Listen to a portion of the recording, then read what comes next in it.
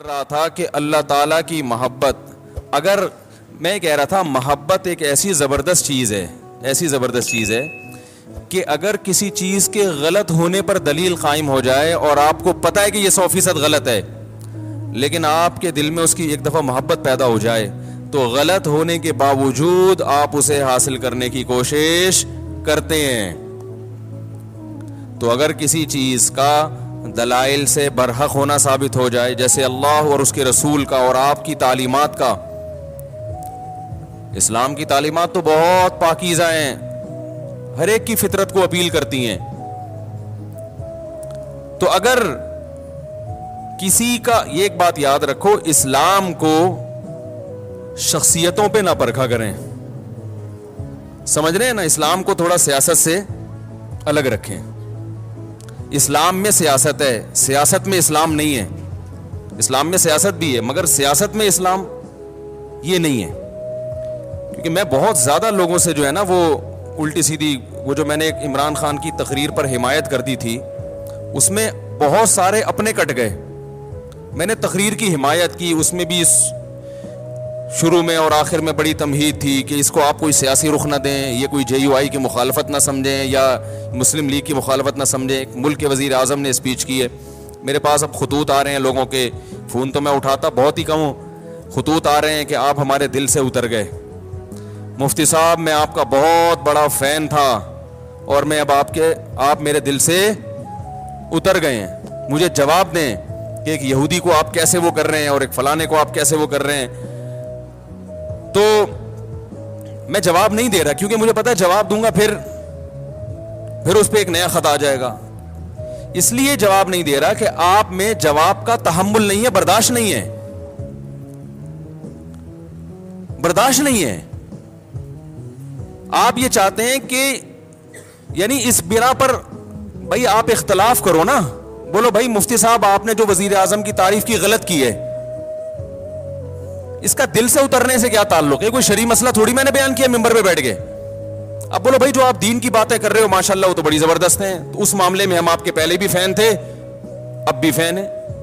سیاست کے معاملے میں جو آپ نے یہ بات کی ہے وزیر اعظم کی تقریر سے، ہم آپ کے متفق نہیں ہیں، ختم ہو گئی بات۔ مثال کے طور پر میں اگر کوئی میڈیکل سائنس کی بات کروں، میں بتاؤں شوگر کی ایک فلاں دوا ہے، میں نے ڈاکٹر سے سنا ہے بڑی زبردست ہے، آپ نے اس سے بڑے ڈاکٹر سے سنا کہ وہ زبردست نہیں ہے، تو میں آپ کے دل سے اتروں گا؟ بولو نا بھائی، دل سے اتروں گا؟ آپ بولیں گے یار میڈیکل سائنس میں انہوں نے ایک بات کہی ہے ان کی رائے کے مطابق، دوسرے ڈاکٹر نے تو اس کے خلاف کہا ہے، اب آپ کے پاس دونوں آپشن ہیں، اس کی مانیں ہمارے والے ڈاکٹر کی مان لیں، دل ول سے نہیں اتاریں گے آپ، بولیں گے ان چیزوں سے آدمی نہ دل سے اترتا ہے نہ دل پہ چڑھتا ہے۔ میں جب طالب علم تھا تو ہمارے ایک استاذ نے ایک نصیحت کی ہمیں، وہ اس وقت نصیحت سمجھ میں نہیں آئی، اب آتی ہے سمجھ میں۔ انہوں نے کہا دیکھو عوام کی عقیدت سے کبھی متاثر نہیں ہونا، صحیح ہے نا، جو عوام آپ سے کہنا حضرت حضرت ماشاءاللہ ماشاءاللہ آپ کے چپل بھی اٹھا رہے ہیں، اس سے کبھی متاثر نہیں ہونا، دھوکے میں نہیں آنا۔ میں نے کہا کیوں؟ انہوں نے فرمایا 2 منٹ میں ان کی عقیدت تیل ہو جاتی ہے، سمجھ رہے ہیں نا، ذرا سی کوئی بات دائیں بائیں ہوئی جو ان کے مزاج کے خلاف ہوئی، وہ ساری عقیدت ختم، گالیاں دینے پہ آ جائیں گے، حوصلہ نہیں ہے۔ مولانا طاری جمیل صاحب کے ساتھ کیا کیا ہے؟ انہوں نے اگر عمران خان کی تعریف کر دی، آپ کہہ دو غلط تعریف ہے، ختم۔ ساری زندگی کی ان کی محنت، ہزاروں گناہگاروں کو ان کے ہاتھوں اللہ نے توبہ کی توفیق دی، کیا اللہ نے، اب تو وہ عمر زیادہ ہو گئی، اس طرح سے وہ بول نہیں سکتے، عمر زیادہ ہو گئی ہے اور بیماریاں نے گھیرا ہوا ہے ان کو، تو ان کی آپ تقریریں سنیں جوانی کی، کیا سخت دلوں کو انہوں نے سخت دلوں کو نرم کیا ہے، کیسے بڑے بڑے گناہگاروں کو ان کی وجہ سے توبہ کی توفیق ملی ہے۔ ساری زندگی کی محنت ایک طرف، ایک وزیر اعظم کی ذات پر انہوں نے تھوڑی سی بات کر لی کہ اچھا آدمی ہے، تو وہ ساری محنت اور وہ عقیدت ایک دم ہوا ہو گئی۔ ہم نے تو اس کی ذات کی تعریف بھی نہیں کی ہے، ہم نے تو یہ کہا ہی نہیں کہ اچھا ہے کہ برا ہے، ہم نے تو یہ کہہ دیا تقریر اچھی ہے، اس پہ خطوط آ رہے ہیں، آپ ہمارے دل سے اتر گئے۔ میں کوئی کہہ رہا میں 8 سال سے سن رہا تھا کوئی کہہ رہا ہے میں 15 سال سے سن رہا تھا, کوئی کہہ رہا ہے میں جناب آپ کو میں تو ساری رات آپ کے بیان بیٹھ کے سنا کرتا تھا, سوتا نہیں تھا, لیکن آپ میرے دل سے ہمیشہ کے لیے اتر گئے ہیں. بھائی اتنا تو پھر آج اس بات پہ نہیں, کل کسی اور بات پہ اتر جائے گا, آپ اتر جاؤ گے آپ ٹریک سے. اتنا چھوٹا ظرف اگر رکھو گے تو دنیا میں کسی سے بھی فائدہ نہیں اٹھاؤ گے, اس لیے کہ آج آپ دل سے عقیدت کر رہے ہو نا, اور عقیدت میں غلو کی وجہ سے ہمارے آپ کے دل سے ہم اتر رہے ہیں, کل ان سے کوئی مسٹیک ہوگی وہ بھی آپ کے دل سے اتر جائیں گے. ایسے آدمی کے دل میں کبھی کوئی پنپ سکتا ہی نہیں ہے. ظرف بڑا رکھیں, یہ بول لیا کریں بھائی غلطی ہو گئی مفتی صاحب سے, آپ کا خیال اگر ہے کہ ہم نے غلط کہا, بھائی مفتی صاحب بہت اچھے آپ کے خیال میں, وہ تو اللہ ہی جانتے اچھے ہیں کہ نہیں, لیکن آپ کہہ رہے ہیں بھائی میرے خیال میں مفتی صاحب بہت اچھے, یہ والی بات مفتی صاحب کی میں اس سے متفق نہیں ہوں, ختم. اس میں کون سا مسئلہ ہے بھائی, اتنا بڑھاتے ہیں یار ان چھوٹی چھوٹی باتوں کو.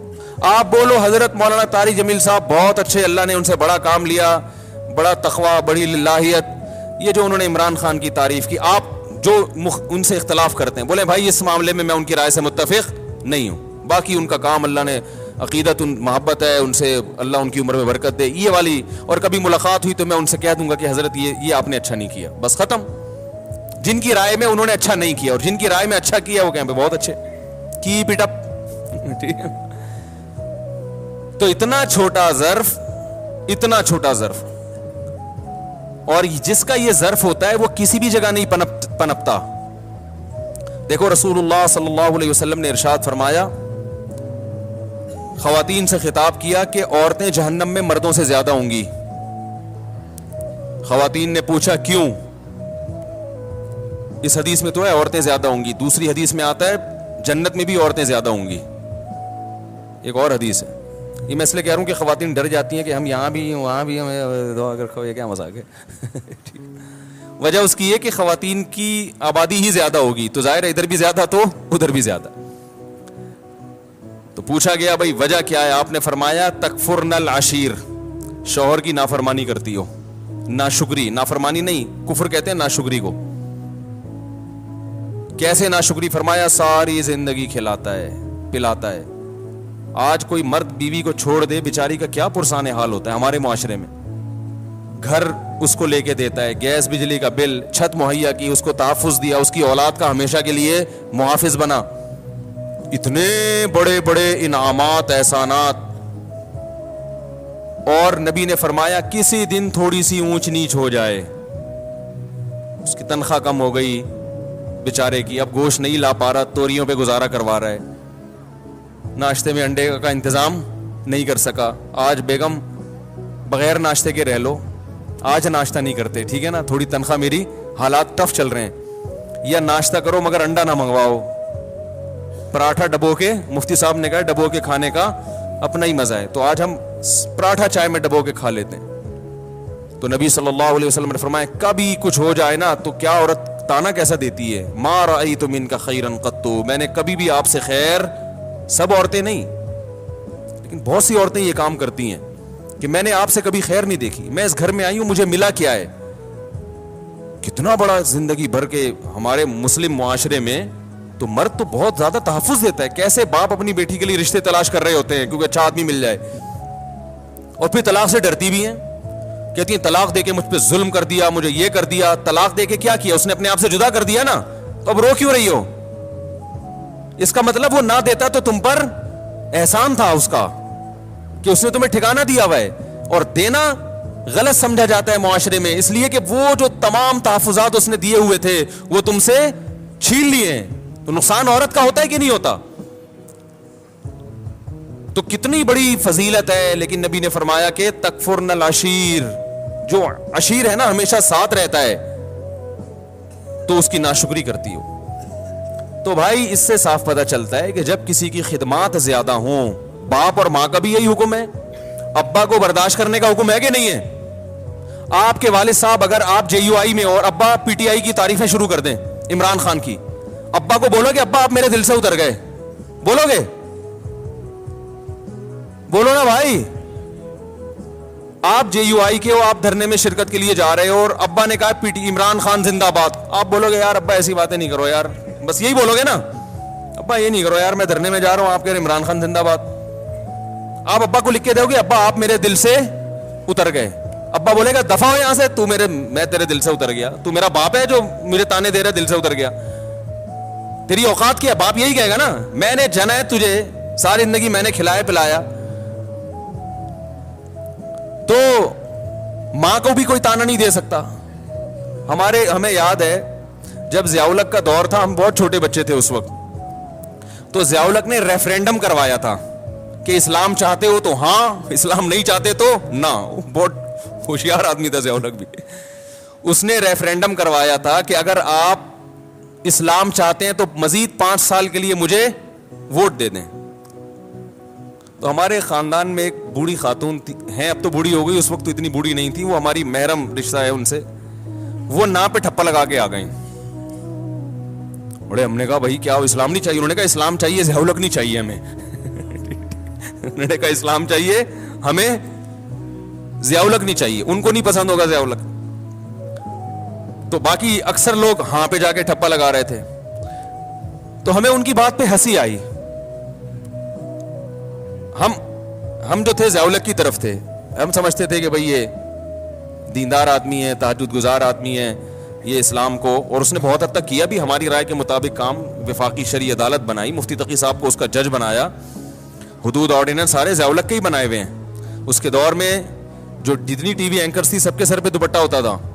بہت سارے کام اس نے کیے اور بہت سارے کر سکتا تھا, مگر لوگوں نے اس کا ساتھ نہیں دیا. لیکن اس میں بھی رائے کا اختلاف ہو سکتا ہے, کوئی کہتا ہے امریکی ایجنٹ تھا, کوئی کہتا ہے کیا ہوا. ایسا نہ ہو جو تھوڑے بہت جن کے دلوں سے میں نہیں اترا, اب ان کے دلوں سے بھی اتر جاؤں کہ آپ تو ضیاء الحق کی حمایت کر رہے ہو. تو 2 منٹ لگتے ہیں دل سے اترنے میں. تو وہ نا پہ لگا کے آ گئیں. اب وہ ہمارے خاندان کی بڑی خواتین, ہم ان سے یہ کہتے ہیں آپ ہمارے دل سے ہمیشہ کے لیے اتر گئیں. تو بھائی رشتے ہیں جو ٹھیک ہے نا کا, اور ہم نے بظاہر تو یہ کفر ہے نا کہ اسلام نہیں چاہیے, وہ کہتی ہے اسلام چاہیے.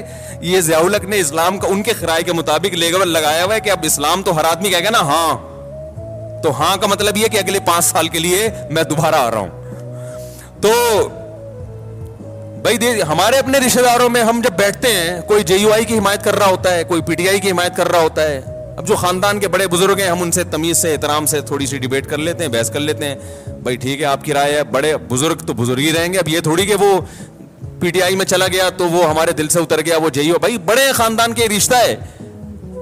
دوست احباب میں بھی ایسا ہی ہوتا ہے. ہم جب بیٹھتے ہیں ہمارے دوستوں میں, ہمارے شاگردوں میں, میرے شاگردوں میں کوئی جے یو آئی کا ہے, کوئی پی ٹی آئی کا ہے, وہ بیٹھے ہوئے ہوتے ہیں. اب وہ کہ آپ ہمارے دل سے اتر گئے, میں کہوں گا دل سے اتر گئے تو میں تو سبق نہیں پڑھاؤں گا. جب تمہارا استاد سے تمہیں عقیدت محبت ہی ختم ہو گئی تو میں تمہیں تفسیر کیوں پڑھاؤں؟ میں کیوں پڑھاؤں بھائی تمہیں تفسیر؟ اتنا بڑا تانا تم نے دے دیا کہ آپ ہمیں سمجھ میں ہی نہیں آ رہے نا, تو جب پھر اس سے پڑھو جو تمہیں سمجھ میں آ رہا ہے. جو سمجھ میں نہیں آ رہا اس سے کیوں پڑھ رہے ہو؟ تو چھوٹا دل نہ رکھو میرے بھائی, ظرف کو کیا کرو, دوسرے کی رائے سننے کا تحمل پیدا کریں. رائے سننے کا تحمل پیدا کریں.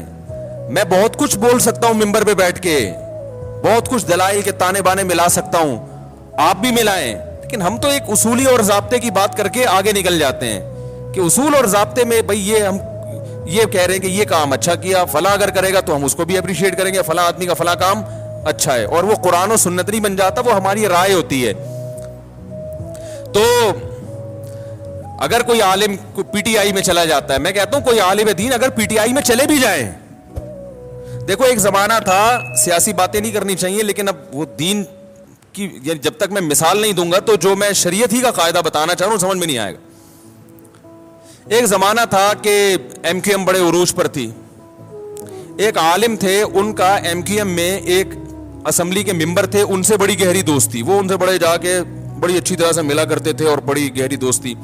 کسی نے اعتراض کیا کہ حکمرانوں سے تعلق ہے بھائی, کہ جب بھی اسمبلی کا ممبر آئے گا اور یہ جناب اس سے بڑے اچھے طریقے سے ملیں گے, اس کو چائے بھی پلائیں گے, یہ تو چاپلوسی کر رہے ہیں. یہ کیا کر رہے ہیں؟ یہ تو چاپلوسی, حکمرانوں کی چاپلوسی. تو میں نے ان سے کہا, میں نے کہا بھائی دیکھو, ایک جب کوئی بھی حکومت میں ہے تو اس کے خلاف چلو گے تو آپ اپنے کام نہیں نکلوا سکتے, اور اگر آپ اس سے دوستی لگا کے بہت سارے دینی کام کروا سکتے ہیں اس سے, تو یہ چاپلوسی نہیں ہے, یہ شریعت میں عین مطلوب ہے. چاپلوسی حکمرانوں کی وہ حرام ہے جو اپنی ذات کے لیے ہو, قوم کے لیے ہے, ملک و ملت کے لیے, تو یہ چاپلوسی نہیں ہے, یہ تو اخلاق ہے. اور شریعت نے ہمیں حکمرانوں کے احترام کا حکم دیا ہے, ان کو ذلیل کرنے کا حکم نہیں دیا. اس لیے کہ قومی اتحاد جو ہے نا, اتحاد وہ جب ہی ہوتا ہے کہ جب سب ایک امیر پر متفق ہوں, تب ملک پاورفل بنتا ہے, تب اس وقت طاقتور بنتا ہے ملک. آپ درجنوں سیاسی اختلاف کریں, تو اگر کوئی کسی اسمبلی کے, اب میں اس لیے کہہ رہا ہوں, حضرت مولانا طارق مل صاحب جا کے بیٹھے ہوئے ہیں کسی حاکم کے پاس, اس کی تصویریں آ رہی ہیں اور نیچے جھوٹی حدیثیں اور اسلاف کے واقعات کے جو حکمرانوں سے ملتا ہے وہ یوں ہے, تو وہ یوں ہے, تو فلانا ہے. بھائی جو اپنی ذات کے لیے ملے, اپنی ذات کو پروموٹ کرنے کے لیے, اور جس کے پیچھے مقصد ہو, جس کے پیچھے ایک قوم کی خدمت ہو, تو اس کے لیے بالکل جائز ہے. اور یہی کام جب آپ کرتے ہیں تو وہ حلال ہوتا ہے, دوسرا کرے تو وہ کیا ہو گیا, وہ ناجائز ہو گیا. کوئی اصول ہی نہیں ہے, کوئی ضابطہ ہی نہیں ہے کسی بھی چیز کا. تو خلاصہ یہ نکلا کہ تھوڑا سا ظرف کو بڑا رکھیں, اختلاف رائے کا تحمل کریں کہ اس کی یہ رائے ہے, ہماری. دیکھو یہ ہمارے اکابر میں اس سے بھی بڑے بڑے اختلافات ہوئے ہیں. فلاں کو وزیر اعظم بننا چاہیے کہ نہیں بننا چاہیے, فلاں حقدار ہے یا نہیں, یہ کم درجے کا اختلاف ہے. کنٹری بننا چاہیے نیا یا نہیں بننا چاہیے, یہ زیادہ بڑا اختلاف ہے. کیا خیال ہے؟ جب ہندوستان کے دو ٹکڑے ہو رہے تھے, مولانا حسین احمد مدنی رحمہ اللہ تعالیٰ کی رائے یہ تھی کہ ہندوستان کو دو ٹکڑوں میں تقسیم, بولو بھائی, نہیں ہونا چاہیے. ان کی رائے تھی, یہ تھی, ان کے پاس اپنے دلائل تھے کہ زیادہ مسلمان انڈیا میں ہیں, یہاں تھوڑے ہیں. تو ایک بری ان کے پاس ایک دلائل تھے. مولانا اشرف علی تھانوی رحمہ اللہ تعالی, مولانا ظفر احمد عثمانی رحمہ اللہ تعالی کی رائے یہ تھی کہ بننا چاہیے ملک. یہ بہت بڑا اختلاف تھا کہ نہیں تھا؟ بھائی کنٹری وجود میں آنا چاہیے کہ نہیں آنا چاہیے, یہ چھوٹا اختلاف نہیں تھا. مولانا حسین احمد مدنی وہ کہتے تھے ملک نہیں ٹوٹنا چاہیے, اس پہ وہ جلسے کر رہے تھے, دھرنے دے رہے تھے, بڑی تحریک چلائی تھی انہوں نے, پورا ایڑی چوٹی کا زور لگا لیا کہ ہندوستان کو نہیں ٹوٹنا چاہیے. لیکن مولانا تھانوی رحمۃ اللہ علیہ قائد اعظم سے باقاعدہ ملاقاتیں کر رہے تھے. مولانا ظفر احمد تھانوی قائد اعظم سے ملاقاتیں کر رہے تھے, ان کو اپریشیٹ کر رہے تھے کہ الگ ملک بنانا ہے ورنہ ہم ہندوستان میں پس جائیں گے. اور یہ دونوں ایک دوسرے کا اس قدر احترام کرتے تھے, اتنے شدید اختلاف کے باوجود, کہ آج تک ان کے شاگردوں میں آپ کو چپکلس نظر نہیں آئے گی. میرے شیخ حضرت مفتی رشید احمد صاحب رحمہ اللہ تعالی حضرت تھانوی کے سلسلے کے ہیں, اور ان کے نظریے سے متفق تھے کہ پاکستان بننا چاہیے. لیکن حضرت نے حدیث پڑھی مولانا حسین احمد مدنی سے, سمجھ رہے ہو, اس دور میں جب یہ اختلاف عروج پر تھا. بخاری پڑھی ہے کس سے؟ مولانا حسین مدنی سے. اتنے شدید اختلاف کے باوجود ہمارے حضرت فرماتے ہیں مجھے مولانا حسین احمد مدنی سے اتنی عقیدت تھی کہ میں درس میں ان کے قریب آ کے بیٹھا کرتا تھا, اور جہاں موقع ملتا ان کے پاؤں کے تلووں پہ اپنا ہاتھ لگاتا. ایک عشق کی حد تک محبت تھی نا, اتنی محبت. کتنا بڑا اختلاف, اس لیے کہ انہوں نے اس اختلاف کو آپس کی نفرتوں کا ذریعہ نہیں بنایا, آپس کی نفرتوں کا ذریعہ نہیں بنایا. مولانا تھانوی رحمہ اللہ تعالیٰ کو کسی نے فرمایا کہ ابو الکلام آزاد جو ہیں وہ پاکستان بننے کے قائل نہیں ہے, وہ آپ سے بحث کرنا چاہتے ہیں. ٹھیک ہے نا, وہ آپ سے بحث کرنا چاہتے ہیں. تو کسی نے بتایا حضرت ابو الکلام آنا چاہتا ہے. حضرت نے مزاح میں فرمایا آنے دو, یہاں جد الکلام بیٹھا ہوا ہے. یعنی اب کہتے ہیں باپ کو اور جد کہتے ہیں دادا کو. وہ اگر کلام کا باپ ہے تو ہم کلام کے دادا ہیں. ان کی آپس میں بحث بھی ہوئی اور مباحثے بھی ہوئے, بڑی محبت سے, بڑے سلیقے سے. اس کے باوجود اپنی رائے پر قائم. شیخ الحدیث مولانا زکریا رحمہ اللہ تعالیٰ کو کسی نے بتایا کہ آپ تو سرے سے سیاست میں حصہ ہی نہیں لیتے, ملکی حالات کہاں تیسرا گروپ ایک یہ تھا جو دونوں طرف کہیں بھی نہیں تھا, وہ کہتا تھا ہم سیاست میں. بھائی مولانا تھانوی رحمہ اللہ کی, مولانا اشرف علی تھانوی کی رائے یہ تھی کہ پاکستان بننا چاہیے, اور سیاست میں وہ پڑے. انہوں نے اپنے شاگردوں کو بھیجا, قائد اعظم سے ملاقاتیں ہوئی, قائد اعظم کو دین کے قریب لانے میں بہت بڑا کردار ہے. یہاں تک کہ قائد اعظم پینٹ شرٹ پہنا کرتے تھے, مولانا شلوی تھانوی رحمہ اللہ کی محنت سے انہوں نے وہ شیروانی پر آ گئے. انہوں نے کہا یہ لباس جو ہے نا ہمارے ملک میں ماڈرن لوگوں کا سمجھا جاتا ہے, لوگ اس سے آپ کو اسلامی لیڈر نہیں سمجھیں گے, تو آپ اپنا لباس چینج کریں. قائد اعظم اس پہ بھی ایگری ہو گئے. اور حکیم الامہ مولانا شلوی تھانوی قائد اعظم کی بہت, وہ کہتے تھے اس کے گیٹ اپ پہ نہ جاؤ, وہ کہتے تھے قائد اعظم ان کے گیٹ اپ پہ نہ جاؤ, یہ آدمی اندر سے مسلمان ہے. اور ملک لینے کے لیے جو پیچیدگیاں ہیں اور اس کے جو سائیڈ افیکٹ ہیں ان کو یہ ہم سے زیادہ سمجھتے ہیں, انہوں نے لا پڑھا ہوا ہے. سمجھ میں آ رہی ہے بات کہ نہیں آ رہی؟ وہ یہ زیادہ اچھا سمجھتے ہیں. اب اس میں کون صحیح تھا کون غلط تھا یہ بحث کرنے کا کوئی فائدہ نہیں ہے, اس لیے کہ جب پاکستان بن گیا تو مولانا حسین احمد مدنی نے سب سے پہلے پاکستان کی حمایت کی ہے. لوگوں نے کہا آپ تو مخالفت کر رہے تھے, تو انہوں نے کہا مسجد بننے سے پہلے اختلاف ہو سکتا ہے کہ مسجد بنے یا نہ بنے, بن گئی تو اس کا احترام لازم ہے. کیسی زبردست سوچ تھی, اڑے نہیں رہے کہ نہیں بس نہیں غلط ہوا اب میں اس کی واٹ لگاؤں گا. انہوں نے کہا بھائی یہ تو اس وقت اختلاف تھا, اب جب بن ہی گیا ہے تو اب مسلمانوں کا ایک ملک بن گیا, اب اس کو طاقتور ہونا چاہیے, اس میں قانون سازی ہونی چاہیے اور اس کو اب سپورٹ کرنا چاہیے. تو بڑا ایک دلچسپ واقعہ میرے ذہن میں آیا تھا. میں یہ عرض کر رہا تھا کہ قائد اعظم کو فل سپورٹ مل رہی تھی کہاں سے؟ مولانا شریف تھانوی رحمہ اللہ تعالیٰ کی طرف سے. اور ادھر مولانا حسین احمد مدنی وہ سیاست میں وہ ان کے جلوس نکل رہے تھے اور وہ تقریروں میں کہتے تھے مسلمانوں یہ دہلی کی جامع مسجد چھوڑ کر کہاں جا رہے ہو, یہ بابری مسجد چھوڑ کر کہاں جا رہے ہو, یہ تو تمہارے 1000 سال تم نے ہندوستان پہ حکومت کی ہے, یہ تو تمہارا ہے. دوسرے فریق کی رائے یہ تھی کہ ہمارا تھا, اب اگر ہم الگ ملک نہیں ملا تو اس سے بھی جائیں گے ہم, کیونکہ گورا انگریز سارے فائدے ہندو کو دے کے جا رہا تھا, وہ ہندو کے حوالے کر کے جا رہا تھا. دونوں کی رائے تھی, دونوں کے دلائل تھے, اس کی سنتے لگتا وہ صحیح کہہ رہا ہے, اس کی سنتے لگتا وہ صحیح کہہ رہا ہے. اور ایک تیسرا گروپ تھا شیخ الحدیث مولانا زکریا رحمہ اللہ تعالیٰ کا, وہ سارا دن علم حدیث میں کتابوں میں لگے ہوئے تھے, وہ سیاست میں دلچسپی, وہ کسی دھرنے میں شریک ہی نہیں ہوتے تھے. اب یہ چاہتے نا 3 دھڑے بڑے آرام سے بن سکتے تھے علماء کے, ایک دھڑا بن جاتا پاکستان بننا چاہیے, ایک دھڑا پاکستان مخالف, اور ایک یہ کہ یہ دونوں جو ہے نا فتنہ پرست ہیں, ہمیں تو اللہ اس کے رسول کے بس دین میں لگنا چاہیے. یہ تینوں اپنے مریدوں کو تیار کرتے اور بولتے کہ تم اس کی مجلس میں نہیں جانا, اس درس حدیث نہ سننا مولانا حسین مدنی کا. اور مولانا حسین مدنی درس بھی کہاں دیا کرتے تھے؟ مسجد نبوی میں نبی صلی اللہ علیہ وسلم کے روضہ اطہر کے سامنے بیٹھ کے, پوری دنیا سے لوگ آ کے ان کا بخاری کا درس سنا کرتے تھے. یہ اتنا یعنی علم حدیث پہ عبور تھا کہ نبی صلی اللہ علیہ وسلم کے روضہ اطہر پہ درس دیا کرتے تھے بیٹھ کے, کئی سال درس دیا انہوں نے. تو اب یہ تینوں حضرات اگر اپنی نیچے عوام کی تربیت یوں کرتے, شیخ الحدیث مولانا زکریا رحمۃ اللہ علیہ کہتے ہیں نہ تھانویوں کے پاس جاؤ, ان کے پاس جب جا کے دیکھو کہ پاکستان بنے گا, بن کے رہے گا, پاکستان بن کے رہے گا. نہ مدنیوں کے پاس جانے کی ضرورت ہے, تم علماء ہو, تمہارا کام کیا ہے؟ حدیث پڑھو, قرآن پڑھو, فقہ پڑھو, یہ تمہارا کام ہے, قریب بھی ان کے پھٹکنے کی اجازت نہیں ہے. کیا خیال ہے بھائی؟ اور مدنی گروپ کہتا ہے کہ یہ مسلمانوں کو مروا رہے ہیں, یہ الگ ملک بنا کے یہ سارا ہندوؤں کے حوالے کر کے مروا رہے ہیں. ان کے یہ ورڈنگ نہیں تھی, ان کا یہ تھا میری رائے یہ دوسروں پہ تہمتیں نہیں لگائی انہوں نے. اگر تہمتیں لگانا شروع کر دیتے نا کہ ان کی نیت ہی غلط ہے, معاملہ پھر خراب ہوتا ہے.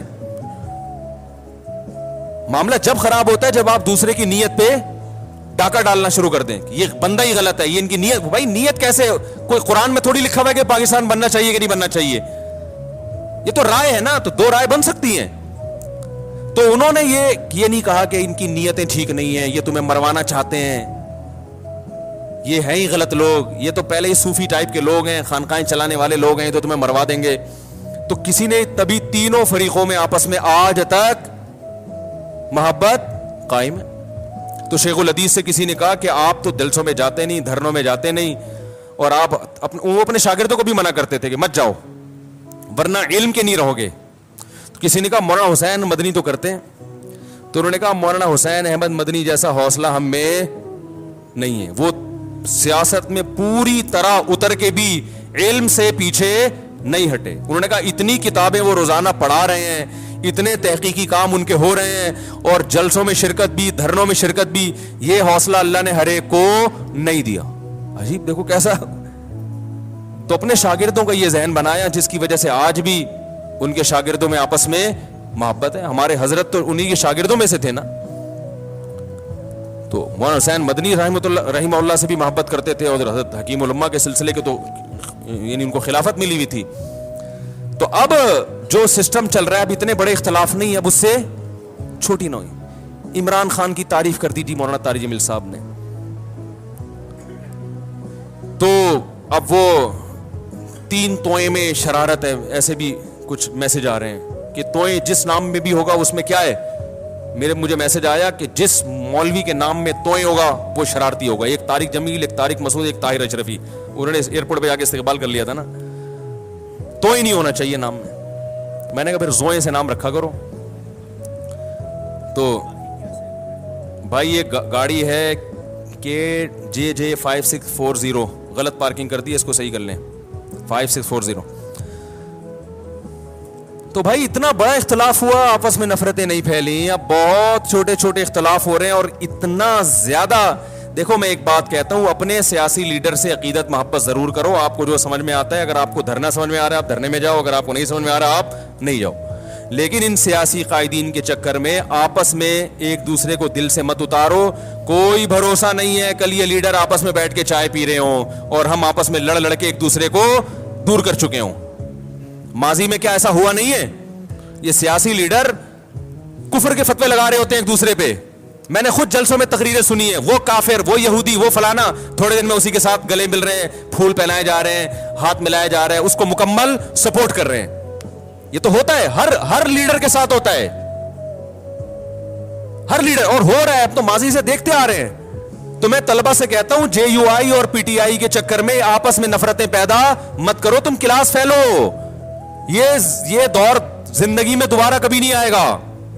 8 سال اکٹھے پڑھتے ہیں, اتنے آپس میں محبتیں ہوتی ہیں, اور JUI اور PTI کے چکر میں گالیاں. میں ان سے کہتا ہوں کل کہیں ایسا نہ ہو مستقبل میں کہ دونوں لیڈر بیٹھے ہوئے وسیع قوم کے وسیع تر مفاد میں چائے پی رہے ہوں. پھر جب آپ بولو گے یار آپ نے ہمیں تو بروا دیا, اس کو بول دیا تھا یہودی کا بچہ ہے وہ, اور آپ نے ان کو بول دیا تھا وہ چور ہے, وہ ڈیزل چوری کرتا ہے, وہ یہ کرتا ہے, وہ کرتا ہے. اب آپ اتحاد کر رہے ہیں تو کہیں گے قوم کے وسیع تر مفاد میں, قوم کے وسیع تر مفاد میں ہمیں یہ بالآخر ہمارا تو بیڑا غرق کر دیا نا. کتنے لوگ ہیں, میں نے جب بیان کیا تھا ایک کہیں وہ چھوٹا سا وہ, تو 5000 سبسکرائبر ایک دن میں میرے چینل سے بھاگ گئے. ٹھیک ہے نا, 5000.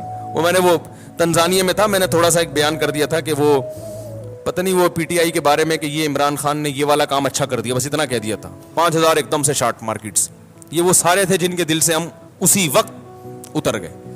تو یار اتنا چھوٹا دل رکھو گے, اتنی عقیدت محبت نہیں کرو اپنے لیڈروں سے. اتنے اچھے نہیں ہیں, یہ بتا دوں میں آپ کو, کوئی بھی ان میں اتنا اچھا نہیں ہے, چاہے کوئی بھی ہو. بہت اچھا کوئی بھی نہیں ہے, ذہن میں رکھنا, ٹھیک ہے, بہت برا بھی نہیں ہے. جتنے یہ ایک دوسرے پہ الزام لگاتے ہیں اتنے برے یہ دونوں نہیں ہیں, یہ بتا دوں میں. نہ عمران خان یہودیوں کا ایجنٹ ہے, نہ مولانا فضل الرحمان اتنے برے ہیں جتنا ان کو کہا جا رہا ہے, لیکن اتنے اچھے بھی نہیں ہیں جتنا آپ عقیدت محبت میں گھسے چلے جا رہے ہو. تھوڑا سا واپسی کا آپشن رکھو. باقی وزیر اعظم نے جو اچھا کام کیا ہم اس کو اپریشیٹ کریں گے, کرتے رہے, آئندہ بھی کریں گے. کل آپ وزیر اعظم بن گئے, آپ اگر کوئی خاندانی کام, ہم تو نواز شریف کو اپریشیٹ کیا تھا جب اس کے دور میں ایٹمی دھماکہ ہوا تھا. بھائی کام اچھا ہو گیا تھا, خاندانی ملک ایٹمی پاور بن گیا, اور کیا چاہیے بھائی آپ کو, زبردست کام ہو گیا تھا. تو اس وقت تو آپ نے نہیں کہا کہ یہ کیا بات ہے, آپ ایسے آدمی کو اپریشیٹ کر رہے ہو جو اتنے ڈالر کھا گیا. بھائی ہم نے ڈالر کھانے پر تھوڑی اپریشیٹ کیا ہے, کہہ رہے ماشاءاللہ ایٹمی دھماکہ کر کے کام کیا کیا ہے, خاندانی کام کیا ہے. تو کہاں سے کہاں بات چلی گئی. پھر بھی آپ غور و تحقیق کر کے ایک کو سپورٹ کریں, پورے دلائل کے ساتھ, جذبات سے ہٹ کر, تقریروں سے متاثر نہ ہو. تقریروں کا مطلب سیاسی لیڈر جو ایک دوسرے کے خلاف تقریریں کرتے ہیں, خود انصاف کا سہارا لے کے, لا یجرمنکم شنآن قوم علی الا تعدلوا, اے ایمان والو کسی قوم سے دوستی تمہیں بے عدلی پہ مجبور نہ کرے. ایسا نہ ہو کہ عقیدت محبت میں حد سے تجاوز کرنا شروع کر دو.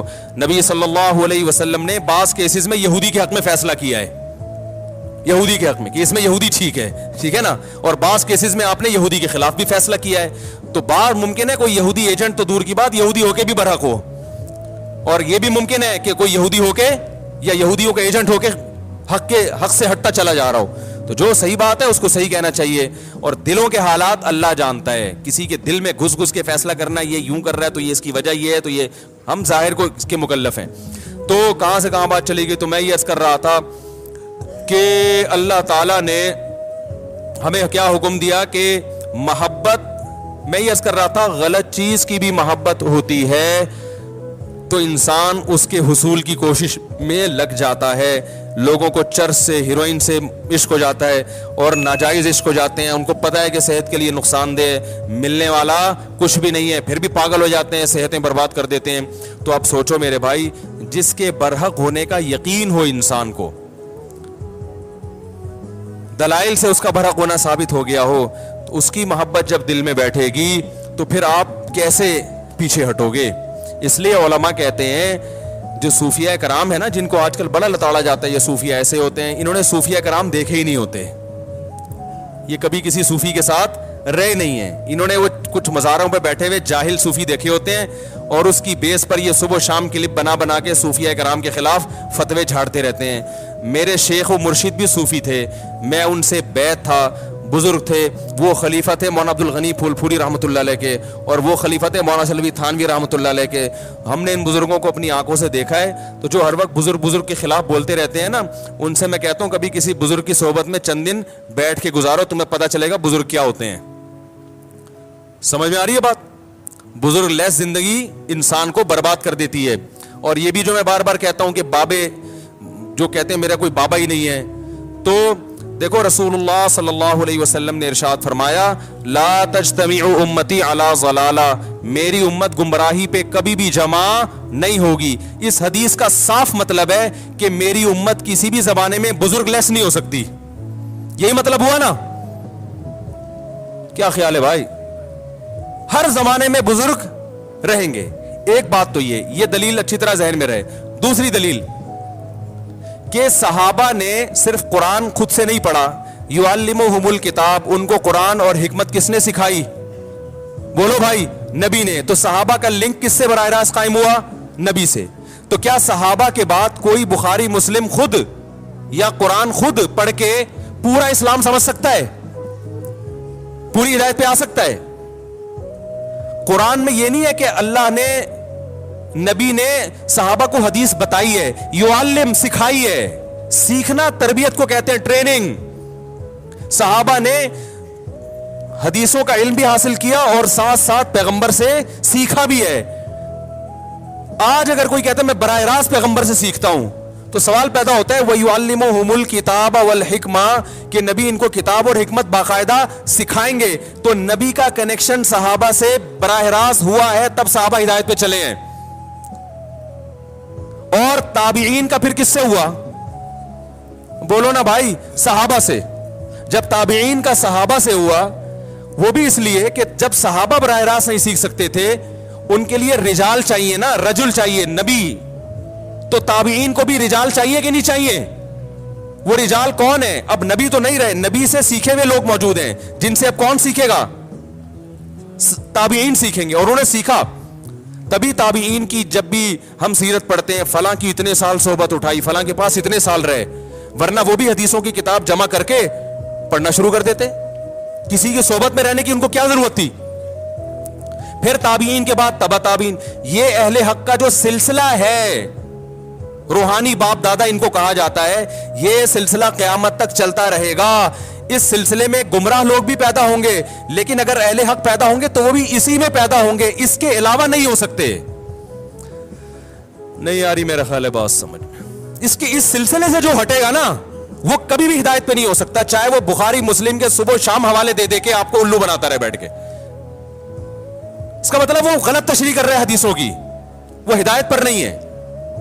اب میں ان گمراہ لوگوں سے مطالبہ کرتا ہوں کہ اپنے روحانی باپ دادا کا سلسلہ پیش کرو. وہ کہتے ہیں امام بخاری, وہ کہتے ہیں امام ترمذی, 8 سے 1100-1200 سال پہلے چلے جاتے ہیں. اس کا مطلب یہ ہے کہ 1500 تقریباً 1200 سال سے امت بزرگ لیس چلی آ رہی ہے نا.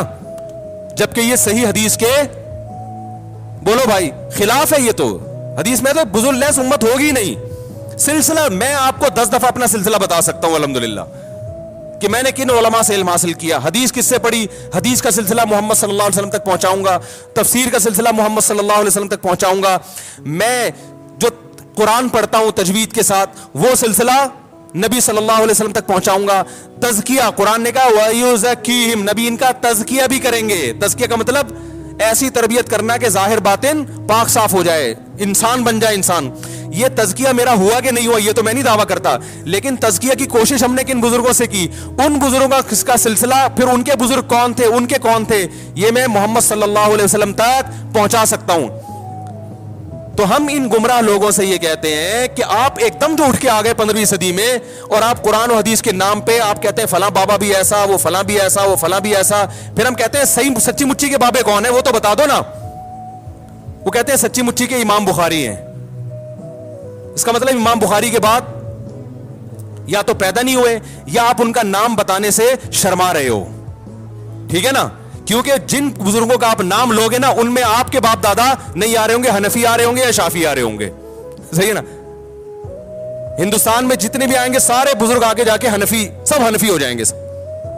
اور آپ کو لفظ حنفیت سے کیا ہے چڑے, آپ سارا دن انہی کے خلاف بولتے رہتے ہو, تو آپ ان کو اپنے کھاتے میں کیسے ڈالو گے آپ. یا کوئی ایسا آ رہا ہوگا جس کے نظریات سے آپ کے نظریات بالکل مختلف ہوں گے. تو یہ خوب یاد رکھیں کہ انسان ریسرچ کے قابل یا تحقیق کے قابل یا ہدایت میں جس کو فالو کیا جائے اس کی سب سے پہلی شرط یہ ہے کہ وہ یہ بتائے کہ میں نے علم کس سے حاصل کیا, اور پھر جس سے حاصل کیا اس کا برحق ہونا کس لیے ثابت کرے گا, اس نے کس سے, اس کا بابا کون تھا, اس کا بابا کون تھا. یہ بابوں کے بغیر آپ اس فہرست میں حدیث کی روشنی میں آ ہی نہیں سکتے جن کو ہدایت یافتہ کہا گیا ہے. نہیں یار یہ بات, تو یہ جو کہتے ہیں نا میں بابی نہیں ہوں, یہ خود اپنی گمراہی پہ مہر لگا رہے ہوتے ہیں. ہاں بابوں کی there are 2 types of باباز, گمراہ اور اہل حق. تو آپ نے ہمارے والوں کو تو سب کو گمراہ قرار دے دیا, تو آپ اہل حق دکھائیں, ہم ان کو فالو کرنا شروع کر دیں گے.